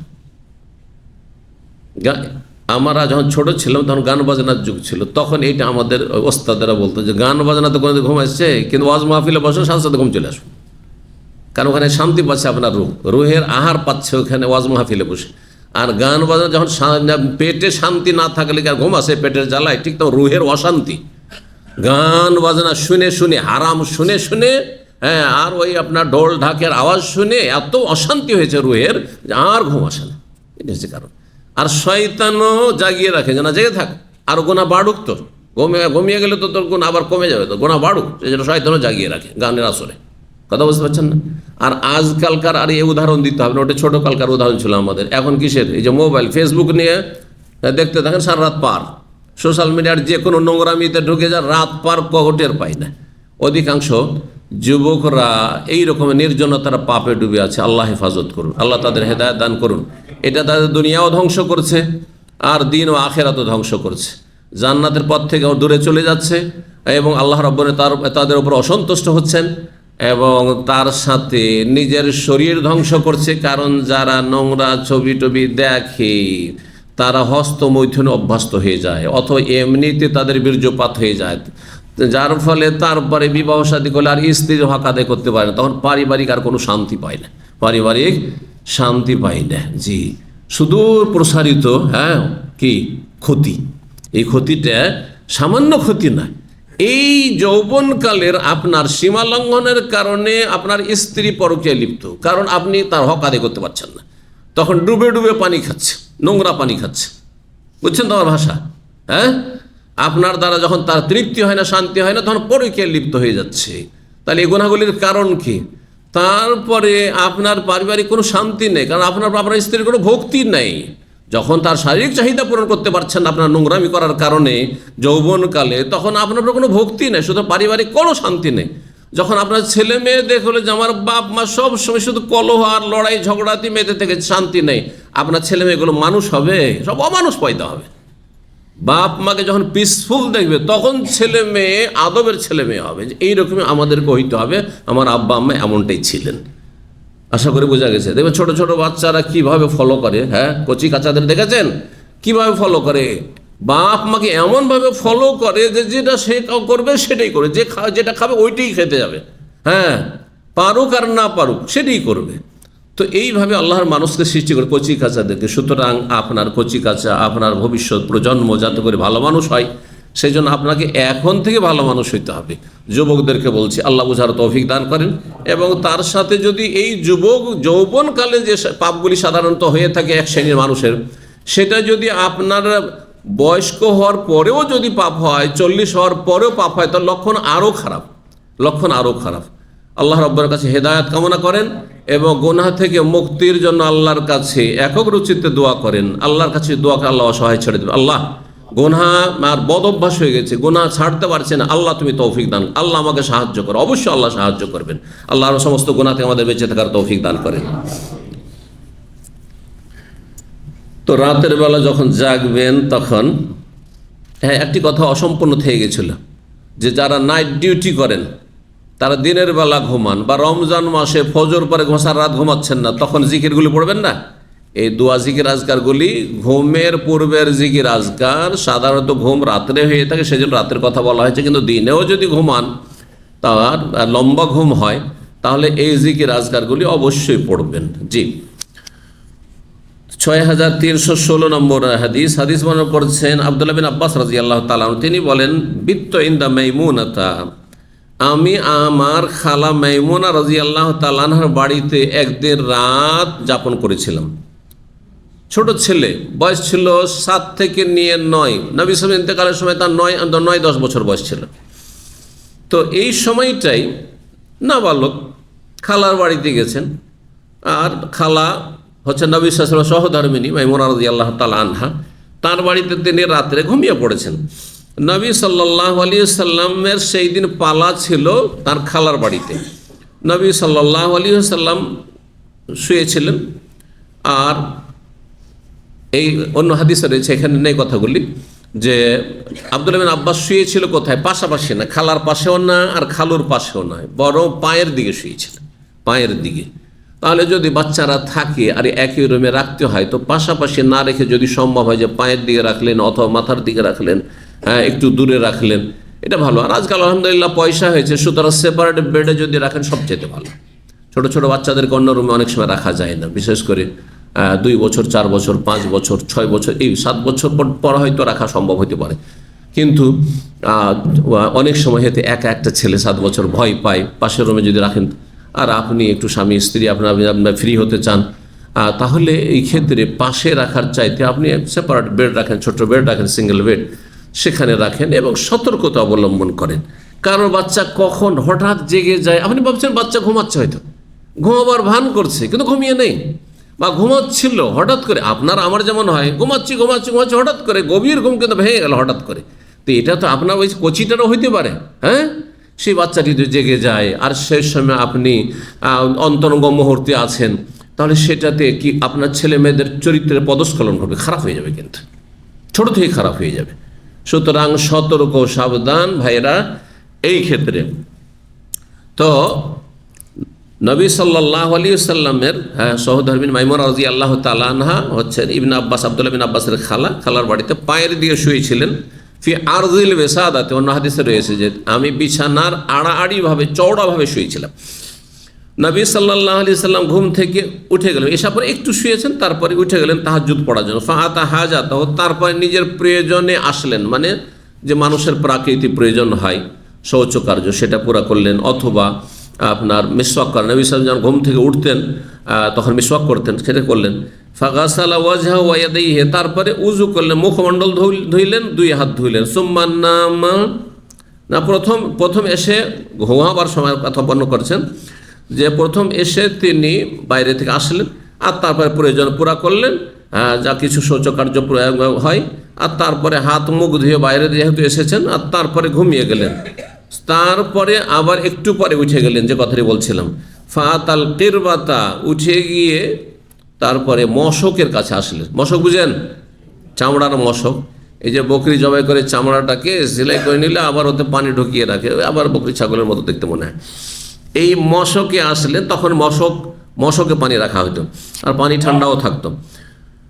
মশকের কাছে আসলে ফাতলাকা সেনা কাহা, তারপরে মশকের যে আপনার চিকন আপনার রাস্তাটি ছিল বা বাঁধনটি ছিল, দুটো, একটা হচ্ছে পানি ঢুকানোর জন্য গলার দিক থেকে থাকে, মুখের দিক থেকে পানি ঢুকানোর জন্য বা বেশি করে পানি ঢালার জন্য, আর একটি পায়ের দিক থেকে থাকে, ছিদ্র থাকে, অল্প অল্প পানি পড়বে, ফোঁটা ফোঁটা পানি পড়বে বা বের হবে, সেটাকে বলা হয়েছে যে সেটাকে খুলে দিলেন, বাঁধা থাকতো, সেটা খুলে দিলেন। সুম্মা তাওয়াদ্দা ওযুআন বাইনা ওযুআইন লাম ইউকসির, তারপরে এমন উজু করলেন যেটি ছিল মাঝারি উজু, মধ্যম শ্রেণীর উজু। উজুতে অনেক বেশি পানি ব্যবহার করলেন না, আর একেবারে কম নয়, হালকা উজু করলেন। হালকা অজু আরেক দিক থেকে সেটা হচ্ছে যে একবার করে ধোয়া, দুইবার করে ধোয়া, তিনবার করে নয়, খুব বেশি পানি ব্যবহার করে নয়। কারণ একবার করে যদি উজুর অঙ্গগুলি ধৌত করা যায় তাহলে সেটা সর্বনিম্ন যথেষ্ট, না চলবে না? সর্বনিম্ন যথেষ্ট। নবী সাল্লাল্লাহু আলাইহি ওয়াসাল্লাম একবার করে পানির অভাব বা পানি কম খরচ করব তো একবার করে করেছেন সর্বনিম্ন। দুইবার করেও জায়েজ রয়েছে, কিন্তু তিনবার করলে সবচাইতে উত্তম। তিনবারের অতিরিক্ত নিষিদ্ধ, এটা ইসরাফ, অপচয়, পানির অপচয় নিষেধ করেছেন নবী সাল্লাল্লাহু আলাইহি ওয়াসাল্লাম, সীমালঙ্ঘন বলেছেন। তো দুই উজুর মাঝামাঝি উজু করলেন, দুই উজুর মাঝামাঝি মানে খুব বেশি পানি ব্যবহার করে উজু নয়, আর একবার বেশি পূর্ণ উজু না, আর একেবারে কম নয়, মাঝামাঝি। তাহলে দুইবার করে ধৌত করলেন। পানি, হালকা পানি নিয়ে ঘষা দেওয়া, অল্প পানি ব্যবহার করতে চান অল্প একটু পানি নিয়ে, হ্যাঁ, উজুর জায়গাগুলিতে শুধু ঘষা দিলেন, ভিজিয়ে নিলেন এইভাবে। লাম ইউকসার, খুব বেশি পানি ব্যবহার করলেন না। ওয়াকাদ আব লাগা, তবে সুন্দর উজু করলেন, উজু সুন্দর করলেন। কোন দিক থেকে সুন্দর? যে কোনো জায়গায় যেন শুকনো না থাকে, এমন নয় যে একবারে শুকনো থেকে গেল কোনো জায়গা, না, যে ধোয়ার জায়গাগুলো যদি শুকনো থেকে যায় তাহলে উজু হবে না, সামান্য শুকনো থেকে গেলে উজু হবে না। তো পরিপূর্ণই উজু করলেন। ফাসাল্লাহ, তারপরে সালাত মানে তাহাজ্জুদ শুরু করলেন। ফাকুমতু, ইবনে আব্বাস কিন্তু জেগে গেছেন, ঘুমিয়েছিলেন, নবী সাল্লাল্লাহু আলাইহি ওয়াসাল্লামের জায়গা দেখে তিনিও জেগে গেছেন। বলছে আমার ঘুম ভেঙে গেছে। ফাতামাত্তাইতু, কিন্তু আমি একটু লম্বা হয়ে একটু বিলম্বই করলাম, যাতে করে নবী সাল্লাল্লাহু আলাইহি ওয়াসাল্লাম এইটা টের না পান যে ছেলে আগে থেকে জেগে আছে। বুঝছেন না? যে আমি জানতে পেরেছি প্রথমেই যে নবী সাল্লাল্লাহু আলাইহি ওয়াসাল্লাম উঠে গেছেন, কিন্তু আমি সাথে সাথে উঠিনি। কারাহিয়াতা ইয়ারা আন্নি আত্তাকিহি বা আত্তাবিউহু, এই আশঙ্কায় বা এটা আমি পছন্দ না করার কারণে, যে যাতে করে নবী সাল্লাল্লাহু আলাইহি ওয়াসাল্লাম এই ধারণা না করেন যে আমি তাকে অনুসরণ করছি, মানে আগে থেকে আমি জেগে আছি আর তিনি উঠেছেন, আমি উঠে যাব। তো সাথে সাথে আমি উঠিনি, একটু পরে উঠলাম। ফাতাওয়াদ্দাতু, উযু করলাম, আমি উযু করলাম। ফাকাম, নবী সাল্লাল্লাহু আলাইহি ওয়াসাল্লাম কিয়াম শুরু করলেন, মানে তাহাজ্জুদ শুরু করলেন, ইসাল্লি, সালাত আদায় করতে। ফাকুমতু আন ইয়াসারি, তখন আমি গিয়ে ভুল করে বাম দিকে দাঁড়িয়ে গেলাম। ইমাম, হ্যাঁ, মুসল্লি যদি একজন হন আর দ্বিতীয়জন আপনি, তাহলে কোন দিকে দাঁড়াবেন? ডানে না বামে? ডান দিকে দাঁড়াবেন। হ্যাঁ, তিনজন হইলে হ্যাঁ পেছনে হবেন, ইমাম একা দাঁড়াবে। হ্যাঁ, এটা পুরুষ নারী সবাই, না শুধু পুরুষদের ক্ষেত্রে? হ্যাঁ, সবাই, শুধু পুরুষদের ক্ষেত্রে ইমাম একা দাঁড়াবে, আর মুক্তাদিরা যদি একাধিক হয়, দুইজন বা তার বেশি হয়, তার পেছনে দাঁড়াবে। মহিলাদের ইমাম কাতারের মাঝখানে দাঁড়াবে, মহিলাদের ইমাম কাতারের মাঝখানে দাঁড়াবে, আলাদা হয়ে ইমাম দাঁড়াবে না। এই পার্থক্যটি রয়েছে মহিলাদের ইমামতির ক্ষেত্রে। বলছেন বাম দিকে আমি দাঁড়িয়ে গেলাম। ফাআখাযা বিউযনি, তখন আমার কানটি ধরলেন। বাম দিকে, এদিকে বাম দিক, নবী সাল্লাল্লাহু আলাইহি ওয়াসাল্লাম দাঁড়িয়ে সালাত পড়ছেন, আর সালাত অবস্থায় বামে দাঁড়িয়ে গেছে, বাম হচ্ছে ইমামের জায়গা। তখন নবী সাল্লাল্লাহু আলাইহি ওয়াসাল্লাম কানটা ধরে, এদিক থেকে কানটা ধরে ডান দিকে করে দিলেন।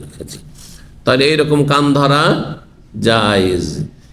কিন্তু আমরা যে মাদ্রাসায় দেখেছি আর স্কুলে একসময় দেখেছি, একসময় মায়ের যুগ ছিল, এখনও এই হেফজখানাগুলোতে এক শ্রেণীর জাহেল হাফেজ আছে যারা এখন ওই রকমই গরু ছাগলের মতো করে পরের ছেলেদেরকে মারে। এটা না, জায়েজ নয় এভাবে। তো এদের তরবিয়ত করা উচিত, এদেরকে একটু ট্রেনিং, যে টিচার ট্রেনিং হয়, টিচার ট্রেনিং ছাড়া এদেরকে পড়াইতে দেওয়া উচিত নয় আসলে।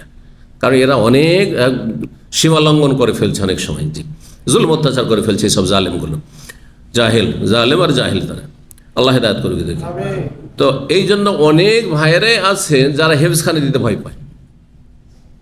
আমি নিজে ব্যক্তিগত কথা বলছি, আলহামদুলিল্লাহ যে আমাকে দেশে হেফজখানে দিতে হয়নি ছেলে মেয়েদেরকে। সৌদি আরবের পরিবেশে বিনা মারে কেমন করে হাফেজ করতে হয় এটা আমরা আলহামদুলিল্লাহ এখানে দেখলাম। তো বিনা মারেও হাফেজ হইতে পারে, হেফজ মার ছাড়া হবে না, এটি জাহেলদের কথা, মূর্খদের কথা, জাহেল মোল্লাদের কথা, হাফেজদের কথা। জি, তো কান এমন করে ধরতো, বুঝতে পারছেন, বা কান মলতো, সুবহানাল্লাহ, যে সপ্তাহ 2 সপ্তাহ কানে হাত দেওয়া যেত না, এত ব্যথা। এইরকম করে মারতো জি শিক্ষকেরা। এসব জালেম শিক্ষক, এসব জালেম হাফেজ, জালেম মোদারিস। ফাখাযা বিউযুনি, আমার কান ধরলেন, আর কান ধরে কান ধরা আদব শেখানোর জন্য, কিন্তু শাস্তি দেওয়ার জন্য নয়। মার কিসের জন্য এর আগে বলেছি, আদবের জন্য মারা যাবে। আদবের মার কি, যেমন ভালোবাসার সাথে মানুষ মারে, যে একটু একটু অপদস্থ হইল, হ্যাঁ একটু ছোট হইল, যে মায়ের খেয়েছি কিন্তু ব্যথা পাইনি, কষ্ট পাইনি, এইরকম নিজের ছেলের মতো, নিজের মেয়ের মতো ওইভাবে। আর এই নয় যে পরের ছেলে মেয়ে, সেই জন্য তাদের কোনো হক নেই, অবশ্যই হক রয়েছে, এবং এই ক্ষেত্রে আরও বেশি আল্লাহর কাছে হিসাব দিতে হবে। আল্লাহ বুঝার আমল করার তৌফিক দান করুন তাদেরকে। ফাদারানি ইয়ামিনি, ডান দিকে ফিরিয়ে দেন নবী সাল্লাল্লাহু আলাইহি ওয়াসাল্লাম কানটা ধরে। ফাতাতা আম্মাত সলাতুহু সালাসা আশারাতা রাকাত, তারপরে সলাত যে পড়তে লাগলেন তাহাজ্জুদ, 13 রাকাত তাহাজ্জুদ পড়লেন। কত? 13। কখনো কখনো নবী সাল্লাল্লাহু আলাইহি ওয়াসাল্লাম 13 রাকাত তাহাজ্জুদ পড়েছেন। অধিকাংশ সময় কত পড়েছেন? হ্যাঁ 8, 3, 11 বা 10, 1, 11 রাকাত পড়েছেন, বেতর সহ 11 পড়েছেন, কিন্তু কখনো কখনো 13 পড়ে, সর্বদে তাহলে 13, অধিকাংশ সময় 11, আর 9ও পড়েছেন নবী সাল্লাল্লাহু আলাইহি ওয়াসাল্লাম বেতর সহ, 7ও পড়েছেন। সময় নেই, আজান হতে যাচ্ছে, যদি এরকম হয় যে আজান হয়ে যাবে ফজরে, তাহলে কি করবেন? হ্যাঁ 1 রাকাত পড়বেন, 1 রাকাতের বেশি পাবেন, 3 রাকাত পড়বেন, 5 রাকাত পড়বেন, 5 রাকাত পড়বেন, সেটি রাতের নামাজ হইল, পড়ে নেবে শেষখানে, বেজোর আজান হওয়ার আগে আগে বেতর পড়ে নেবেন। তো 13 রাকাত পড়েছেন। কেউ কেউ বলেছেন যে না 11ই ছিল, আর নবী সাল্লাল্লাহু আলাইহি ওয়াসাল্লাম বেতরের পরে 2 রাকাত পড়তেন, বেতরের পরে 2 রাকাত বসে পড়তেন, সেটা দিয়ে 13। কিন্তু এই হাদিসটা প্রমাণ করে যে না, শুধু এইভাবে নয়, কখনো কখনো তা এরকম করেছেন। কখনো কখনো নবী সাল্লাল্লাহু আলাইহি ওয়াসাল্লাম 11 পড়ার পরে, বেতর পড়ার পরে 2 রাকাত বসে পড়েছেন, কিন্তু কখনো কখনো 13 শুধু তাহাজ্জুদই পড়েছেন, তারাবি পড়েছেন। জি। সুম্মাজতাজা, তারপরে শুয়ে গেলেন। তাহাজ্জুদ পড়ার পরে কি করলেন? শুয়ে গেলেন। তাহলে তাহাজ্জুদ যদি ফজর আজান পর্যন্ত না পড়ে, আগেই পড়ে না, তারপরে কিছুক্ষণ ঘুমিয়ে নেন যাতে শরীরটা একটু আরাম পেয়ে যায়, কিন্তু শর্ত হচ্ছে ফজরে আপনার হাজির হওয়া যেন নিশ্চিত হয়। এমন না হয় যে আধা ঘন্টা আগে তাহাজ্জুদ পড়ে ঘুমিয়ে গেলেন, আর গেল ফজর গেল, সূর্য উঠে গেল, তাহলে তো গুনাহগার হয়ে পড়লেন। তাহলে এই তাহাজ্জুদ কোনো কাজে আসবে না, বুঝছেন না? উত্তম হচ্ছে যদি আপনি নিশ্চিত হন যে আমি জাগতে পারবো, বা আমাকে জাগাবার জন্য লোক আছে, জেগে আছে, তো আমি একটু রেস্ট করি, তাহাজ্জুদ পড়লাম। আর লম্বা তাহাজ্জুদ পড়েছেন কমপক্ষে ঘন্টাখানে, তখন কিন্তু আধা ঘন্টার তাহাজ্জুদ কেউ যদি পড়ে, তো এরপর আবার বিশ্রামের কী বা প্রয়োজন রয়েছে। জি। তো বলছেন তারপরে শুয়ে গেলেন নবী সাল্লাল্লাহু আলাইহি ওয়াসাল্লাম তাহাজ্জুদ পড়ার পরে, ফান্নামার ঘুমিয়েও গেলেন, হাত্তা নাফাখা, এমনকি নাক ডাকতে শুরু করলেন। এ প্রথম মনে হয় শুনছে যে নবী সাল্লাল্লাহু আলাইহি ওয়াসাল্লামের নাক ডাকতো না, হাদিস বুখারীর হাদিস। নাক ডাকা যদি হালকা হয় তো দোষণীয় নাই, কিন্তু খুব বেশি যদি হয়, সেটা এত বেশি যে রুমে আর কারো ঘুম আসছে না আপনার নাক ডাকার কারণে, এটা কষ্টদায়ক, তাহলে তখন চিকিৎসা করা উচিত। কিন্তু হালকা নাক ডাকা, নবী সাল্লাল্লাহু আলাইহি ওয়াসাল্লাম এরকমটা হইতো, প্রাকৃতিকভাবে এরকম হইতো। জি। ওয়াকানা ইজা নামা, বর্ণনাকারী বলছেন কে? নবী সাল্লাল্লাহু আলাইহি ওয়াসাল্লামের এক তো চাচাতো ভাই আব্দুল্লাহ বিন আব্বাসের ছেলে, 2 নম্বর হচ্ছে নবী সাল্লাল্লাহু আলাইহি ওয়াসাল্লামের সহধর্মিনী তার খালু। তাহলে কি হইতে পারে? চাচাতো ভাই খালু হইতে পারে, চাচাতো ভাই খালু হতে পারে। কি বুঝলেন? আমার দেশে মানুষ মেনে নিবে, আরে কি করেছে রে, হ্যাঁ চাচাতো ভাই মানে, চাচাতো ভাই খালু মানে কি? চাচা ভাতিজা, ভাইরা ভাই, বুঝতে পারছেন না? চাচা ভাতিজা, আপনারা ধরেন চাচা ভাতিজা 2 জন আছেন, আর 2 জনে ভাইরা ভাই, মানে 2 বোন, চাচা এক বোনকে বিয়ে করেছে, আর এক বোন ভাতিজা বিয়ে করেছে, একই ঘরে আসছে না? একই ঘরে আসছে।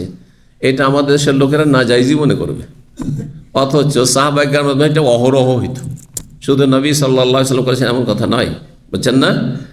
আব্বাসের স্ত্রী মাইমুনার আপন বোন রাদিয়াল্লাহু, আর মাইমুনা রাসূলুল্লাহ সাল্লাল্লাহু আলাইহি ওয়াসাল্লামের সহধর্মিণী। জি, মাইমুনা বিনতুল হারিস। জি। তো বলছেন যে ওয়াকানা ইযা নামা, নবী সাল্লাল্লাহু আলাইহি ওয়াসাল্লামের ঘুমাবার অবস্থা বর্ণনা করছেন কে? ইবনে আব্বাস বলছেন যে নবী সাহেব যখনই ঘুমাতেন নাফাকা, তখন তার নাক ডাকত, ঘুমালে নাক ডাকতো। সুতরাং নাক ডাকাটা আইব নয় যদি সেটা সীমার মধ্যে থাকে, হালকা থাকে। ফাআযানাহ বেলাল বিসসালাতে, তারপরে যেহেতু নবী সাল্লাল্লাহু ঘুমিয়ে গেছেন আর এখন ফজরের সময় হচ্ছে, আজান হয়েছে, তার একামতের সময় হচ্ছে।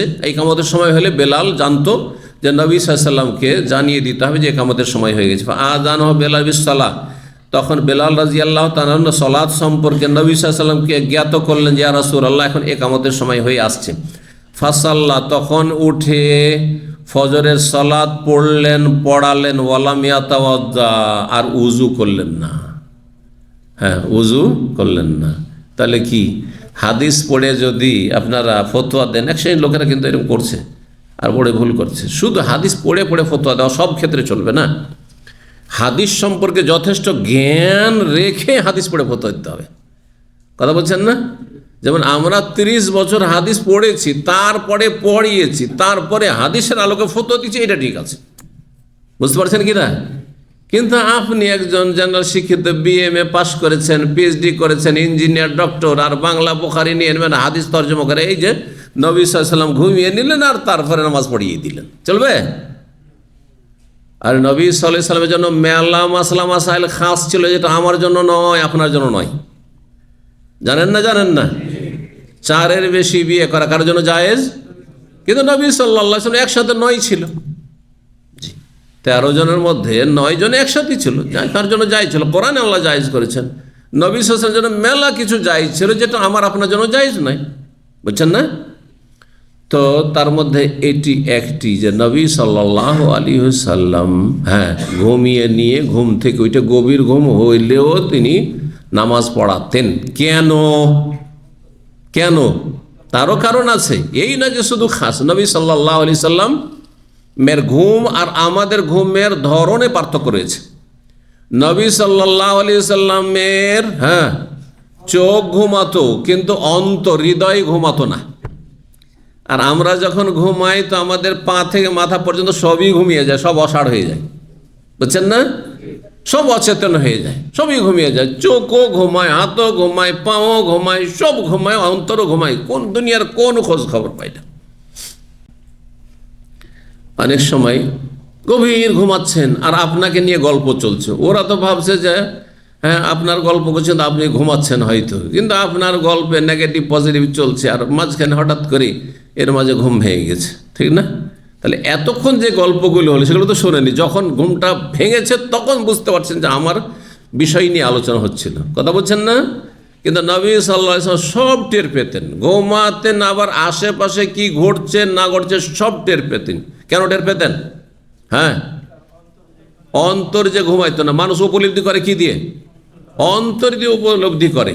তো অন্তর ঘুমাইতো না নবী সাল্লাল্লাহু আলাইহি ওয়াসাল্লামের। হাদিস স্পষ্ট রয়েছে, কানা ইয়ানামু তানামু আইনায়া ওয়ালা ইয়ানামু কলবি। আমার 2 চোখ তো ঘুমায়, মানে ঘুম আসলে চোখ বন্ধ হয়ে যায় যাতে শরীরটা আরাম পেয়ে যায়, কিন্তু ওয়ালা ইয়ানামু কলবি, আমার কলব ঘুমায় না, হৃদয় ঘুমায় না। জি। তো কি বলছিলাম? নবী সাল্লাল্লাহু আলাইহি ওয়াসাল্লাম ঘুমিয়ে গেলেন, গভীর ঘুম হইলেও তারপরে নামাজ পড়ালেন। যেহেতু যদি তার উযু নষ্ট হইতো তাহলে তিনি টের পেতেন, কারণ তার অন্তর জেগে আছে। কিন্তু আপনি যখন ঘুমিয়ে যাব তখন কি টের পাবো যে বায়ু নিঃসরণ হইল কি হইল না? এই জন্য সঠিক মত হচ্ছে, গভীর ঘুম যদি হয়, গাঢ় ঘুম যদি হয়, যেই ঘুমে কি হইল 2 মিনিটের মধ্যে আপনি টের পাননি, তাহলে জানতে হবে এই ঘুমে আপনার উযু নষ্ট হয়ে গেছে, উযু ভঙ্গের কারণ এটি। কিন্তু যদি হালকা শুধু ঝিমাচ্ছেন আর টেরও পাচ্ছেন এদিক ওদিক, ঝিমাচ্ছিলেন ওই সময় আপনার দিকে দেখে কেউ হাসছে বা আপনার কথা বলে হাসছে, সাথে সাথে বুঝে নিয়েছেন যে আমি ঝিমাচ্ছি সেজন্য হাসছে। বুঝছেন না? তাহলে এতে উযু নষ্ট হবে না। এই জন্য সাহাবায়ে কেরামগণ ঝিমাতেন, এসাতে গিয়ে ঝিমাতেন অনেকেই, তদরা আসতো আর তারপরে নামাজ পড়ে নিতেন, উজুর নবায়ন করতেন না। কিন্তু যারা লম্বা হয়ে যাচ্ছে, আজকাল অনেক ফাজের আছে, পাপিষ্ট, এরা মক্কায় মদিনায় দেখি লম্বা হয়ে ঘুমাচ্ছে, ঘন্টার পর ঘন্টা ঘুমাচ্ছে। সুবহানাল্লাহ। উঠিয়ে দিলে উজু করে আসো, ও ঝামেলা গেলে আর একামত হতে যাচ্ছে, ও ঝামেলা বরদাস্ত করবে না, ও গেল না, ও বেনামাজি আসলে। ওর নামাজ হইলেই কি আর না হইলেই কি, যার ফলে উঠে নামাজ শুরু করে দিন। আশ্চর্য কথা, কত লোককে যে এরকম বলেছি যে আল্লাহর রাস্তায় উজু করে আসেন, আপনি গাঢ় ঘুমাচ্ছিলেন, আপনি হবে না, ওর যে শুনবে কেন, এখান থেকে একটু সরে দিকে বসে গেল কোথাও। আউযুবিল্লাহ, এরা বেনামাজি আসলে। এদের নামাজ পড়া না পড়া সমান। এর যে ফাসাল্লে ফাইন্না কালাম, তো সেই নামাজ হবে না। জি, তো নবী সাল্লাল্লাহু আলাইহি ওয়াসাল্লাম উজু না করে নামাজ পড়িয়েছেন ঘুম থেকে উঠে, যেহেতু তার উজু নষ্ট হইতো না। কিন্তু আমাদের গভীর ঘুম হইলে উজু নষ্ট হয়ে যাওয়ার সম্যক সম্ভাবনা আছে, যার ফলে ধরে নিতে হবে যে গভীর ঘুম হচ্ছে উজু ভঙ্গের কারণ। ওখানে ইয়াকুলু ফি দুআই, নবী সাল্লাল্লাহু আলাইহি ওয়াসাল্লাম তাহাজ্জুদের দোয়াতে এই দোয়াটি পড়তেন। শোনেন এই দোয়াটি, 15টি শরীরের বিভিন্ন অঙ্গ প্রত্যঙ্গে আল্লাহ তুমি আলো দাও, জ্যোতি দান করো, এই দোয়া। আল্লাহুম্মা জাল ফি কলবি নূরা, আল্লাহ আমার কলবে হৃদয়ে তুমি আলো দান করো। অফি বাসারি নূরা, আমার চোখে আল্লাহ তুমি আলো দান করো, জ্যোতি দান করো। অফি সামঈ নূরান, আর আমার কানে শ্রবণ শক্তিতে আল্লাহ তুমি নূর দান করো। ওয়া ইয়ামিনি নূরান, আমার ডান দিকে নূর দান করো, বাম দিকে নূর দান করো। ওয়া ইয়াসারি নূরান, অফকে, আমার ওপরেও নূর দান করো। ও তাহতিন, আমার নিচেও তুমি নূর জ্যোতি দান করো। ও আমামে, আমার সামনেও তুমি নূর দান করো। ও খালফি নূর, পিছনেও নূর দান করো। ওয়াজআললি নূরান, আর আমাকে তুমি নূর দান করো, জ্যোতি দান করো। আর সবচেয়ে বড় জ্যোতি হচ্ছে ঈমানের জ্যোতি।